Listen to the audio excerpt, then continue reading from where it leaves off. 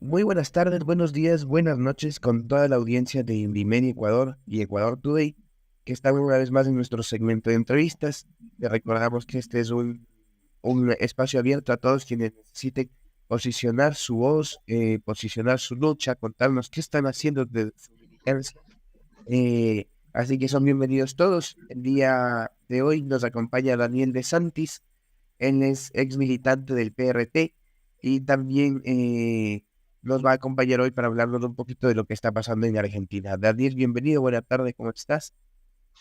Bien, Gabriel, buenas tardes, estamos bien y más o menos, ¿no? Porque lo que pasó acá, ha habido un terremoto político que ya se venía sintiendo los movimientos desde hace algunos meses, pero se terminó de consolidar y de concretar el domingo con el resultado electoral en el que la fuerza esta política que utiliza el nombre La Libertad Avanza, liderada por Javier Milei, obtuvo eh, casi el 56% de los votos sobre 44 y moneda de Sergio Massa, o sea que ganó por casi el 12%, un resultado que no era esperado. Salieron encuestas de último, o sea, que no salieron, que fueron encuestas del viernes y sábado, decía que daban un 7%, pero el 12% de ventaja no lo calculó nadie. Un terremoto político. ¿Por qué hablo de terremoto político? Porque esto eh, podemos dar en dos dimensiones, una dimensión social y una dimensión política. La dimensión social yo creo que es un terremoto político que expresa la transformación de la sociedad argentina de los últimos 45, 50 años, o sea, desde 1975 en adelante, porque hasta 1975 la Argentina era un país bastante estructurado, con clases sociales bastante bien definidas, era el país más integrado socialmente de América Latina, o sea, la menor diferencia entre ricos y pobres, una clase obrera numerosa y bien definida, sus márgenes. La desocupación llegaba al 3,5, 3,6% de la población y la pobreza 4,5%. Imaginar que la pobreza hoy está arriba del 42%, o sea que prácticamente se ha multiplicado casi por 10 en este periodo. Y la desocupación en momentos sí pasó largamente el 2, el 3, el 15%, pero ahí ha habido un fenómeno porque ahora bajó mucho la desocupación, pero no para ocupar puestos formales como los que existían hace 40, 50 años, sino que hay bueno, se lo llama de distintas maneras, pero podemos decir de precarización laboral, tanto ocupados por un salario mayoritariamente negro, pero también muchos sectores por cuenta propia tanto a nivel, digamos, económico-social del proletariado, de la clase obrera, pero también de sectores medios. Hay gente que uno califica como clase media y son sectores, digamos, de una economía no formal. Este sector social es el que explica en principio la emergencia de Javier Milei. Javier Milei es producto de esta nueva estructuración social y de subclase social que la podemos en su mayoría equiparar o poner al nivel de la clase obrera, pero que también abarca otros sectores sociales, como decía antes. Un sector social que tenía una vacancia política, no había ninguna fuerza política que expresar este sector social y encontró su expresión en este partido de la derecha que surgió hace poco más de 2 años. Eh, a, a, acá, digamos, la Libertad Avanza, encuentra como referente a Javier Milei un hombre que, bueno, avanza sobre todas las conquistas sociales, pero ¿por qué tiene en principio llegada a estos sectores que estábamos mencionando? Porque esos sectores son carentes de esos avances sociales, o en su mayoría son carentes de la justicia social, digamos, de jubilación, aguinaldo, vacaciones pagas, estabilidad del trabajo. Entonces, los sectores, sí, a mí qué me importa, yo vivo por mi cuenta, me resolví mis propios problemas, no necesito sindicato, no necesito obra social, soy un ente que resuelve por sí mismo sus problemas. Y bueno, la política y el discurso de Milei encontró gran receptividad en estos sectores ya desde hace año y medio, 2 años.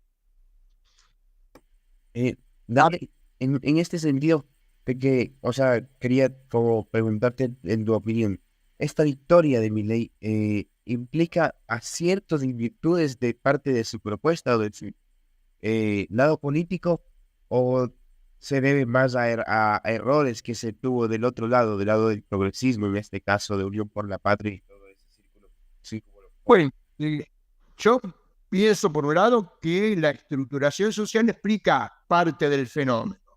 La otra parte del fenómeno se explica políticamente porque, digamos, yo hablaba que la reestructuración social nos remontamos a 1975 y desde el punto de vista político habría que remontarse un poco más cerca al 2001, a la rebelión del 2001, donde ahí también irrumpe una nueva fuerza política que es el kirchnerismo. Pero antes del kirchnerismo hay que decir que el diputado de la izquierda trotskista, Luis Zamora, ocupó el primer lugar en las encuestas. Estamos hablando de principios del año 2002. Y este hombre decidió no participar. Quizás no hubiese ganado, pero seguramente hubiese tenido una gran representatividad. Y ese espacio político lo ocupó sin mucha dificultad Néstor Kirchner. A partir del 2002, 2003 sobre todo, aparece este fenómeno nuevo, liderado por Néstor Kirchner, que tuvo la virtud de entender e interpretar que el neoliberalismo estaba agotado políticamente y económicamente. ¿Y qué hizo Néstor Kirchner? Levantó banderas populares sentidas por el pueblo, pero a nivel, digamos, político-social, logró desmovilizar la rebelión del 2001, el kirchnerismo desmovilizó la rebelión, encauzó la protesta social dentro de la gobernabilidad capitalista, mientras realizó todo este proceso de domesticación de la rebelión. Los sectores más beligerantes, podemos decir, de la gran burguesía argentina, representados nominalmente por el diario Clarín y por el grupo Techín, apoyaron sin retaseo al gobierno de Néstor Kirchner en los primeros años. Esto se olvida, el kirchnerismo se olvida, dice, bueno, no. Y después hicieron el eje, la polarización política, enfrentando a Clarín y a Techín. Pero y después le echan toda la culpa que Cristina Kirchner fue un desastre. Pero pasa que, ¿qué pasó? Que después de haber restaurado la gobernabilidad capitalista, los sectores mencionados, digamos, la gran burguesía, el imperialismo, los sectores monopólicos empezaron a bombardear a esta propuesta política, pero que no la lograron destruir inmediatamente. Porque, por ejemplo, en 2008 estuvo el conflicto de las entidades agrarias contra el gobierno, que le provocaron una importante derrota al gobierno políticamente y en la movilización, tanto en las rutas, en las calles, en las plazas y en el Parlamento. Fue una derrota total. Se sumaba a la situación internacional de la crisis de los bancos en Estados Unidos, pero el kirchnerismo se logró recomponer y en 2013 ganó ampliamente las elecciones, ganó más ampliamente que Milei hoy, porque sacó el 54% de los votos en primera vuelta, no en una alianza con otros sectores. Eran todos votos kirchneristas y de Cristina. Estamos hablando de 2013. Bueno, esta última etapa del gobierno... ¿Pero qué pasó? La Argentina del kirchnerismo no modificó el retroceso experimentado económica y socialmente en las décadas anteriores.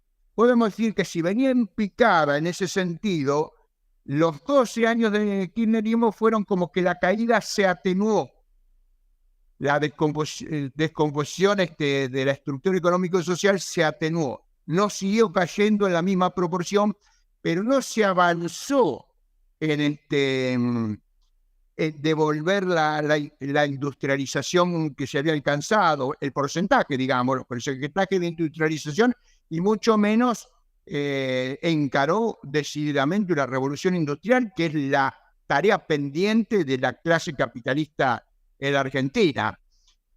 Así se llegó digamos, a 2017. ¿Qué tendría que haber hecho para revertir esta situación?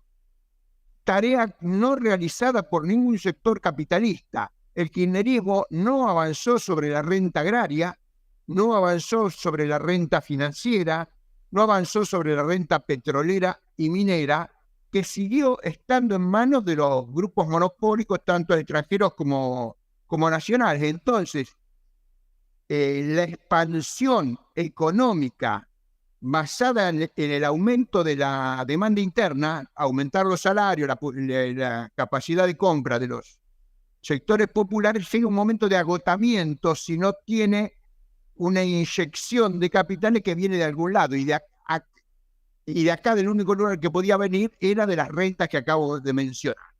Pero, como siempre o como muchas veces, el gobierno que sustituyó y que ganó las elecciones, ahí también hubo errores políticos porque pusieron de candidato a Scioli, Daniel Scioli, en las elecciones de 2015, que era un hombre de la derecha política y social argentina, pero además muy poco dúctil, mucho menos dúctil que Massa. Massa más político. Bueno, la peleó de otra manera, pero el deterioro no era tan grande en aquel momento y perdió las elecciones por poco porcentaje. Y lo que hizo Macri, que fue el que asumió, que había prometido la lluvia de dólares, bueno, la lluvia de dólares nunca vino, y los pocos dólares que venían, así como entraban o salían, hasta que agotó la reserva del Banco Central y salió a pedir la ayuda del prestamista de última instancia, que el Fondo Monetario Internacional, y le dieron 57.000 millones de dólares, pero pese a eso no ganó las elecciones. Así que llegamos al último periodo de gobierno, del gobierno de Fernández, que nuevamente por segunda vez, el candidato del peronismo es un hombre, como acá se le dice, un hombre de la embajada norteamericana, dicho por los mismos peronistas, no es que lo hemos dicho nosotros, que al mismo peronismo meses antes lo catalogaba de un hombre de la embajada norteamericana y del mismo partido que Sergio Massa, que era un partido de centro, digamos. Se inicia este gobierno titubeante en los primeros meses, pero después se enrumba directamente a una continuidad de la política del macrismo. Por ejemplo, entre otras cosas, legaliza la deuda fraudulenta con el Fondo Monetario Internacional, porque de los 57.000 millones de dólares habían entrado 45.000 millones de dólares. La legaliza en el Parlamento continúan la política basada en el endeudamiento externo, las facilidades para los grandes capitales de entrar y salir de la Argentina, fundamentalmente de la fuga de la Argentina. En lo que va del siglo XX, el saldo de la balanza comercial de Argentina es favorable por 240.000 millones de dólares. 240.000 millones de dólares, que es mucha plata en todos lados.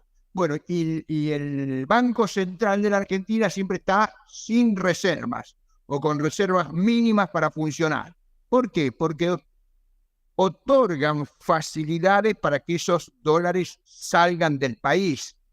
Como existe un mecanismo que se llama el dólar, el contado con liquidación, que bueno, no lo voy a explicar ahora, pero que le permite comprar acciones en pesos y venderla en el extranjero en dólares. Entonces, es el mecanismo predilecto para sacar los dólares del país. Entonces, nunca puede haber una acumulación de reservas para encarar un proyecto de desarrollo autosostenido, porque hoy por hoy esa Argentina que decíamos semi-industrial, con una integración social bastante avanzada, ha sido reemplazado por lo que nosotros llamamos que Argentina se nos presentan, más allá del debate de colonia o semicolonia, nosotros decimos la Argentina hoy es el nombre de fantasía, nombre comercial, nombre de fantasía de las 100 mayores empresas exportadoras de la Argentina.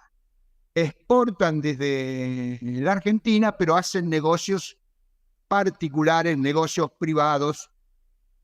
Los monopolios tanto de origen argentino como sobre todo los de origen extranjero, con una creciente presencia de la última versión del capital financiero internacional, que está representado por BlackRock, Templeton, Pinco, bueno, y otras firmas que manejan más de 10 billones de dólares, yo creo que más de 15 millones de dólares a nivel mundial. Entonces, en esa Argentina, ¿qué pasa? La deuda hay que pagarla, los vencimientos de la deuda son un cáncer que come permanentemente la economía argentina.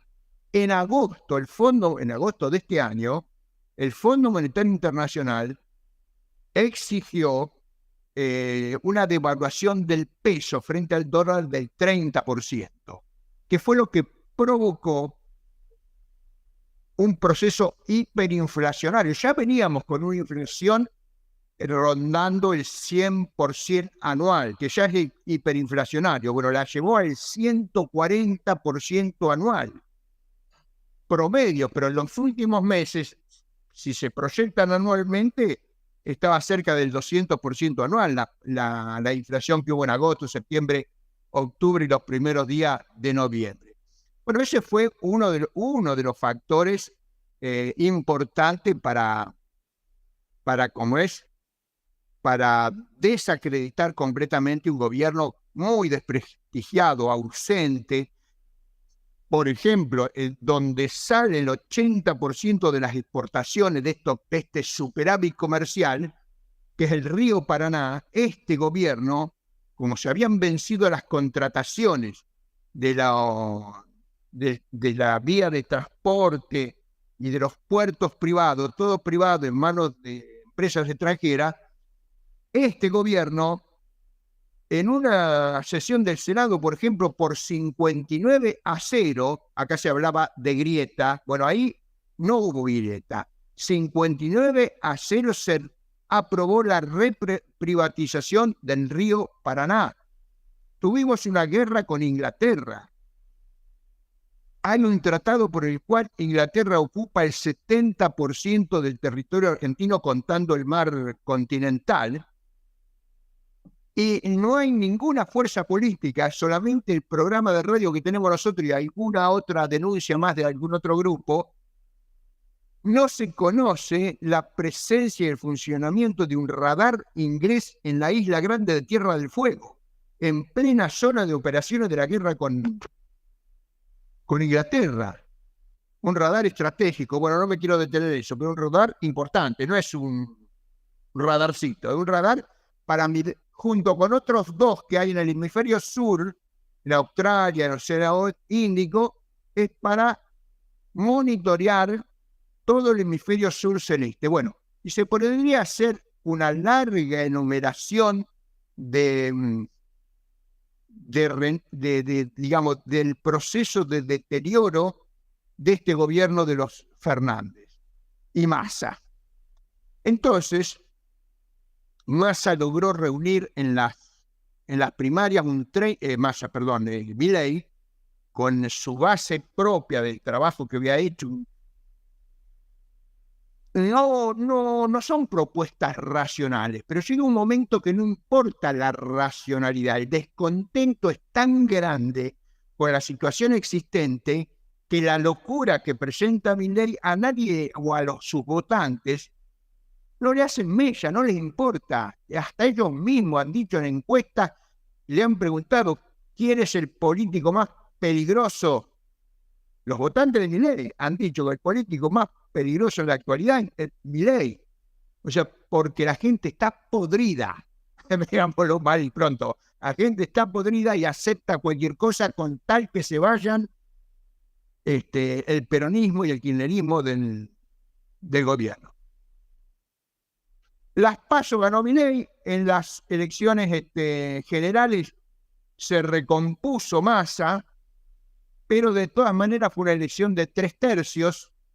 El más chico fue el tercio de ¿cómo se llama?, de Patricia Bullrich, pero rápidamente esa misma noche, Mauricio Macri, que estaba a la pesca, a la revancha de su fracaso total, fue a buscarlo a Milei, mejor dicho, lo llamó a su casa a Milei, pactaron un acuerdo que fue el que finalmente triunfó el lunes con el 55-56% de los votos. Comprendo, o sea, de otra manera la razón son es este hartazgo que viene, como tú dices, históricamente. No se llega a cambiar estructuralmente la realidad de la distribución de la riqueza argentina, y esa es, al fin y al cabo, la razón principal por la cual está estos resultados, me parece, Daniel. No, te corrijo. Se ha cambiado radicalmente la distribución de la riqueza. Radicalmente se ha venido produciendo un deterioro del ingreso de los asalariados, de los trabajadores, con el escandaloso dato que te voy a dar ahora. En los últimos 8 años, gobierno de Macri y gobierno de Fernández, una transferencia de ingreso de los asalariados del capital de 101.000 millones de dólares. Pero mira lo que voy a decir ahora. De esos 101.000 millones de dólares, 31.000 fue durante el gobierno de Macri. Durante el gobierno de los Fernández se le transfirieron del salario al capital 70.000 millones de dólares. Una vez y media, el 150% de la transferencia.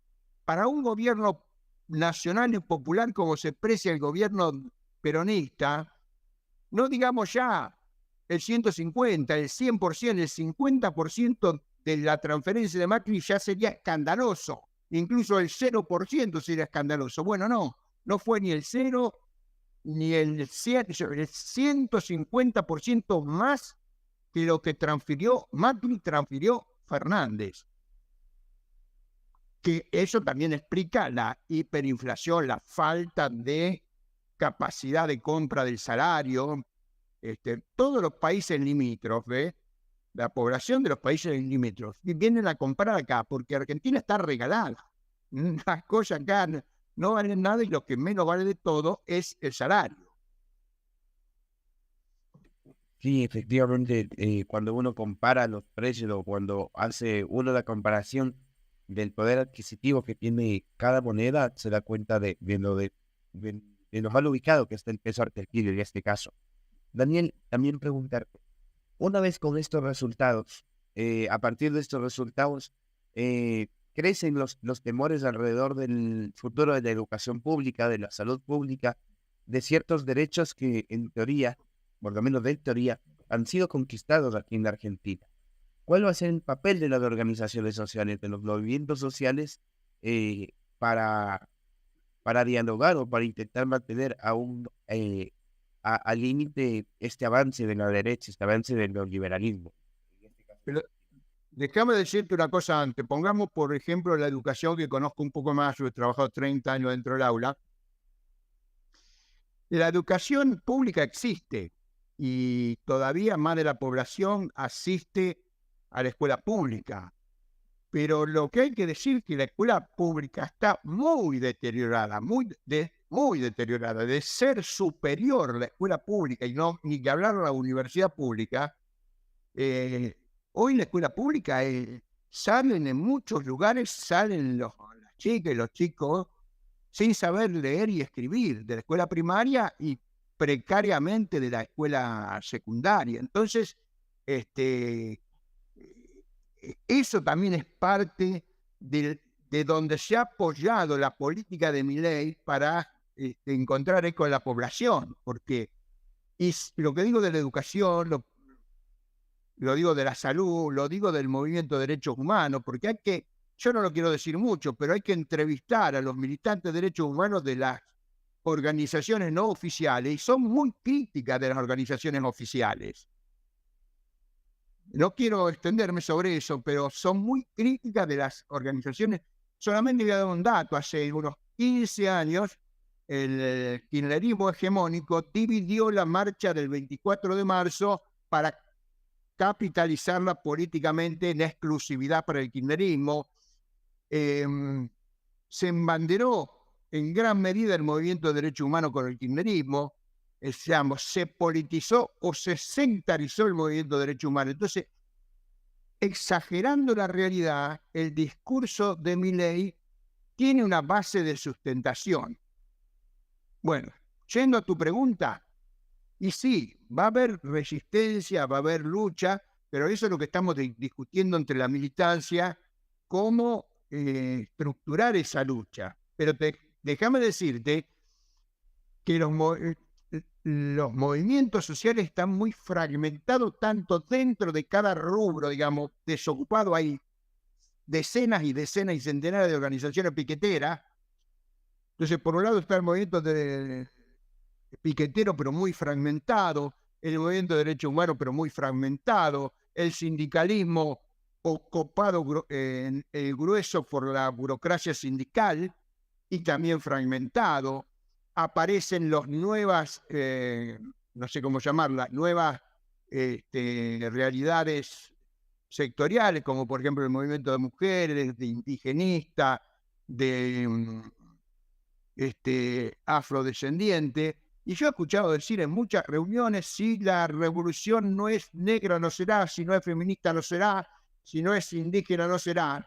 Y yo le digo, compañera y compañero, o si no es todo, no será. Tenemos que marchar en un todo, en una unidad de los obreros, de las etnias, de los feminismos y de género, el movimiento campesino, los jóvenes, los sectores medios. En la Argentina está demostrado por la historia argentina que cuando hubo movimientos importantes que conmovieron la sociedad argentina, fue la alianza de la clase obrera, el campesinado y la clase media. Sin la clase media no alcanza, pero existe mucho sectarismo en la política de izquierda en la Argentina. Por ejemplo, vos me presentaste, yo soy del PRT, no de la estructura PRT, pero política e ideológicamente sigo siendo PRT. Nosotros teníamos una consigna del Frente Obrero Popular de Masa. ¿Qué? Obrero se entiende, pero ¿qué es popular? Popular en la Argentina es el campesino y la clase media. Entonces, el partido más revolucionario que había en la Argentina tenía en su programa la alianza con los sectores medios de la población, y esa alianza no se ha tenido en cuenta, no se tiene en cuenta dentro de la izquierda argentina, que además está muy fragmentado en un sector trotskista, que es el FIT, que es el que participa en las elecciones, que alcanzó un techo del 5,5% en las elecciones en 2015 o 2017, no me acuerdo bien. Y después está la izquierda supuestamente revolucionaria, que somos un mosaico de agrupaciones que no tenemos ninguna incidencia en la política. Nosotros concretamente no nos hemos podido reorganizar y no somos una pequeña opción política, no digamos una alternativa, ni siquiera una pequeña opción política. Para mí hay que refundar la política, no sé cómo llamarla, una política popular, alternativa, no porque no me gusta decir la palabra revolucionario, yo para no parecer como utópico, pero por supuesto que uno aspira a refundar una política revolucionaria, pero no sectaria. Una política de amplia unidad de todo el pueblo argentino. Porque otra de las cosas, que ya medio lo dije cuando digo que la Argentina es un nombre de fantasía, como de la plataforma de negocio de 100 o 150 empresas monopólicas, se corre seriamente el riesgo de desintegración nacional, pero esto no es una cuestión de discurso. Tenemos 1/3 del territorio argentino ocupado por la OTAN. Y cuando gente de izquierda, yo le he dicho eso, ¿qué me importa 3 cascotes? Me han dicho. 1/3 del territorio argentino. O la clase obrera del poder no le tiene que dar de comer a la población. Hay mucha falta de conciencia política y está muy, digamos, ¿cómo puedo decir? Muy subsumido por el economicismo, el pensamiento de la izquierda argentina. Por ejemplo, te voy a dar un ejemplo. Bueno, estoy siempre buscando. Bueno, hoy, ¿qué es el socialismo? El socialismo se cayó el muro de Berlín, se desintegró la Unión Soviética. Entonces, no podemos invocar al socialismo sin más. Digo, a ver, ¿qué? ¿Cómo vamos a hacer para dar trabajo, salario, bienestar, educación, salud? Hay que hacer la tarea no realizada por la burguesía, la revolución industrial. No, pero eso es una propuesta burguesa, pero son tan atrasados que creen que de la revolución industrial que hablamos nosotros es de la revolución industrial de la máquina de vapor de 1790. Nosotros estamos hablando de la revolución industrial de la inteligencia artificial, de la tecnología 5G, de la industria metalmecánica, de la industria química y petroquímica, no sé, del rayo láser, de las tierras raras, del litio, pero no solo de la explotación, sino de la industrialización del litio. Estamos hablando de la revolución industrial siglo XXI, no siglo XVIII. Bueno, y la izquierda no entiende. Y entonces para nosotros el socialismo es la revolución industrial y el poder popular. O sea, una revolución industrial que la burguesía no hizo, la tendrá que hacer el pueblo argentino, o si no, vamos a la desintegración nacional.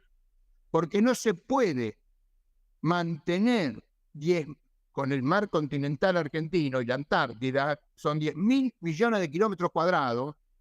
Después de la India es el país más extenso, y con eso 10.000 no sé, pero bueno, estamos ahí con la India, séptimo lugar de la extensión territorial, 46 millones de habitantes. La India tiene 1.400, nosotros tenemos 46. Con un producto bruto de 550.000 millones de dólares. Es imposible mantener la integridad territorial de 10 millones de kilómetros cuadrados con el producto bruto que tiene la Argentina hoy, y más con todas estas políticas basadas en el endeudamiento externo y en la exportación primaria. Entiendo. Daniel, y un poco, ¿qué es la implicación o cuál es la importancia de la relación de tenencia de tierra?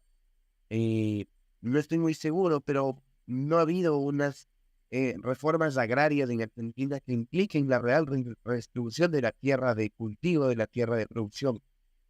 ¿También sería una tarea pendiente o cómo se lo vería? Pero no reforma agraria en el sentido democrático burgués o burgués. No hay que redistribuir la tierra. Sobre todo en la región pampeana, tanto la pampa húmeda como la pampa más seca, la Patagonia, la economía desde la época de los arríos de ganado de los pueblos mapuches, desde el río Salado, acá en la provincia de Buenos Aires, hasta Chile, hasta el río, al sur del río Biobío en Chile, la economía ha sido súper extensiva. No corresponde fragmentar la tierra. Acá lo que hay que hacer es como que nacionalizar y colectivizar las grandes extensiones de tierra, porque sería un proceso de retroceso de la economía argentina dividir la tierra. Por ejemplo, estoy leyendo, en la Unión Soviética, en el año 22, 23, 24, se discutía acerca de la acumulación originaria socialista, pero la producción agrícola en la Unión Soviética nunca alcanzó a cubrir la necesidad de la población. Entonces se le presentaba un gran problema a la Unión Soviética, se le presentó un gran problema de cómo industrializar el país. Y en buena medida lo hizo superexplotando el socialismo, lo hizo superexplotando a la clase obrera. En cambio, en la Argentina hay que mantener la producción agrícola y ganadera, toda la producción primaria, tanto petrolera, gasífera, el litio, toda la producción minera, que es altamente superavitaria, y es la renta obtenida por el suelo que se exporta, debe ser, en lugar de ser seguir exportando, sí, por supuesto, era una parte, pero la ganancia obtenida por la exportación tiene que ir a la industrialización del país, cosa que no se hace. Es la revolución industrial que tiene que hacer el pueblo argentino, captando la renta agraria, captando la renta minera, la renta petrolera, digamos, la renta surgida del territorio. Incluso hay otras rentas, como la renta de las bellezas naturales, que son muchas en la Argentina, pero no hay una visión de un país desarrollado. La izquierda, como gran cosa, plantea reducir la jornada de trabajo y repartir las horas. Es decir, que lo que plantea es repartir la pobreza capitalista. Cuando un país deshabitado, con poca industrialización, con gran desocupación, en lugar de plantear de que tenemos que hacer crecer la producción, dice, no, mantenemos la producción, es una consigna economicista, sindicalista. La izquierda argentina y el trotskismo nunca, y sobre todo los sectores morenistas, que es una corriente importante, nunca han tenido conciencia política, siempre han priorizado la lucha económica del aumento. Bueno, le estoy haciendo un beneficio al decir que, porque hasta en eso han sido ineficientes, por eso nunca el pueblo argentino le dio mucha pelota, digámoslo así. Entonces, bueno, esa es la situación que vivimos en Argentina. Quien vino a ocupar el lugar que debería haber ocupado una fuerza revolucionaria, integrando las distintas fracciones en que está dividido el campo popular, y más ahora por todo lo que explicamos, que tendría que haber sido una fuerza revolucionaria. A mí me gusta hablar más de revolucionaria que de izquierda, porque la izquierda es muy light, muy flan, muy ni. Acá, cuando nosotros en la Argentina se hizo algo, se hizo desde una perspectiva revolucionaria, no desde una perspectiva izquierdista. Entonces, bueno, nosotros apostamos a eso, aunque estamos ultra débiles. No somos alternativa para nada y para nadie. Comprendo de una u otra manera. ¿Y qué es lo que pasa, digamos, en mi corto entendimiento de lo poco que he llegado a ver aquí en Argentina? Es que ¿Cuánto se quejas? voy a 3 años aquí. Bueno, He alcanzado a ver que el peronismo y en la actualidad, más contemporáneamente, el kirchnerismo, y hasta cierto punto monopoliza en términos políticos y electorales estos discursos de izquierda. ¿Qué pasa? ¿Qué va a pasar ahora? ¿O cuál crees que va a ser el movimiento? ¿Crees que este es un límite o un final para el peronismo? o va a volver con más fuerza? ¿Va a poder cambiar en algo? Desde Yo, esa perspectiva, ¿cuál es la salida que queda con él? yo le tengo más fe a los sectores sociales y como te decía, que estamos muy fragmentados. Bueno, por todo lo que ya dije, para no repetir. No sé el kirchnerismo si va a poder reaccionar porque su política ha sido la desmovilización. Incluso en el mismo conflicto con las entidades agrarias, no apostaron a la movilización en defensa propia. Eh, Aspiran a resolver todo a través de las elecciones, del debate parlamentario y de las concesiones, y sobre todo de las concesiones a los grupos monopolistas y concentrados de poder. Hoy se enojan algunos compañeros, se enojan porque nosotros somos críticos y hacemos responsable a la política del kirchnerismo, peronismo, de la emergencia de este fenómeno de Milei. Por supuesto que todas las compañeras, todos los compañeros que se dispongan a la lucha, somos compañeros y tenemos que marchar juntos en unidad para enfrentar al terremoto político que estamos viviendo, pero para enfrentar de verdad, con lucha, con movilización. Yo creo que tiene que haber también una revolución ideológica dentro de los sectores populares y revolucionarios. No se puede fragmentar la política en política de acuerdos por arriba, negociaciones en cenáculos cerrados. Tampoco se puede fragmentar dentro de la izquierda entre los sectores parlamentarios electoralistas y los sectores supuestamente que se basan en la lucha de calles. Desde nuestros padres fundadores, Marx y Engels, ellos combinaron todas las formas de lucha, que las podemos resumir, que hay que combinar la lucha de calle, como le llamaba Engels a la lucha insurreccional, hay que combinar la lucha de calle con la participación electoral. El problema, hay grupos de izquierda que les parece que la participación electoral es una cuestión de moral, que pecan, un pensamiento cristiano, si voy a elecciones peco. Cometo un pecado, entonces no tengo que pecar. No, la política es acción transformadora y me valgo de los instrumentos que me presenta la realidad. Si la realidad me presenta un día elecciones y otro día la movilización, yo sí creo que el eje de la lucha tiene que estar en la lucha de calles, en la movilización general de todo el pueblo, pero prepararse para toda la forma de lucha, incluso la lucha electoral. A nosotros nos han criticado cuando intentamos ir a elecciones y nos acusaron de electoralistas, pero nunca leyeron en qué consistía nuestra propuesta. Entonces nunca nos criticaron a nosotros, sino que criticaban lo que hacía el FIT, por ejemplo. ¿Por qué?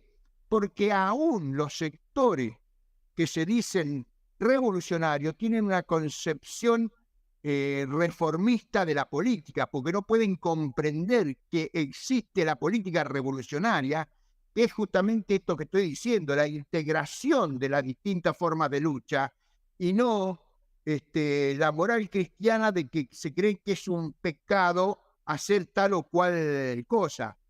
Entonces, Carlos Marx era un pecador, Engels también, Lenin era el más pecador de todos, porque fue en cuanta elección participó, y bueno, Fidel Castro surgió como candidato a diputado en las elecciones de 1952, y donde quiera que sea, se han combinado todas las formas de lucha. Bueno, los sectores populares, sectores revolucionarios, necesitamos vivir también un proceso de revolución ideológica y contagiar en ese proceso de revolución ideológica a los sectores menos contaminados por, digamos, por los vicios que han adquirido viviendo en la zona de confort durante todos estos años. Tienen que salir de la zona de confort volver al llano y todos juntos iniciar un proceso de reorganización y de lucha.